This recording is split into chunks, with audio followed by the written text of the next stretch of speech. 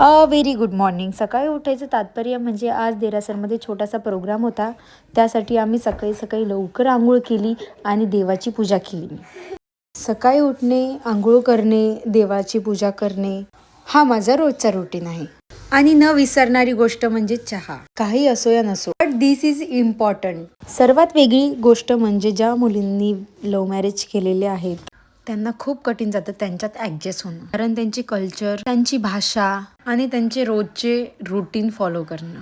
पण शेवटी प्रेम आहे. मुली प्रेमासाठी काहीही करू शकतात. सो मी ॲक्च्युली डेलीसाठी मी साधा पदर घेते, बट मला यांचा उलटा पदर खूप आवडतो. असा मला चांगला दिसत नाही, पण मी खूप ट्राय करते यांच्यासोबत यांच्यासारखं वागायचं. लवकर देरासरमध्ये जायचं होतं म्हणून फक्त मॉइश्चरायझर लावलेला आहे.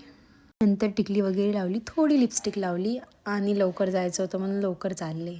मी देरासरमध्ये जाताना आरू येणार नाही असं होणारच नाही. हाय कर.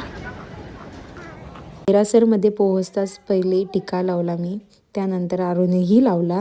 देरासरमध्ये जाताच काही येत असो या नसो, पण दर्शन मी रोजच घेते कारण यांचं कल्चर मला खूप आवडतं. आणि इथे आरूची कंडिशन आणि माझी कंडिशन सेम आहे, कारण तिलाही येत नाही, मलाही येत नाही. माझ्यासाठी हे खूप नवीन आहे, पण तरीसुद्धा मी खूप ट्राय करते. मला यांची भाषा यावी, यांचे कल्चरचं सगळं माहिती असावं आणि यांची पूजा कशी करतात तेही रोज ट्राय करते. आणि छोटासा प्रोग्राम म्हणजे हेच.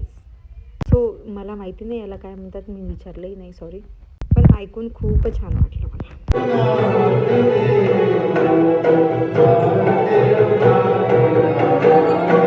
बट घरी जाताच कळालं आपल्या इथे साहिबजी येणार आहेत.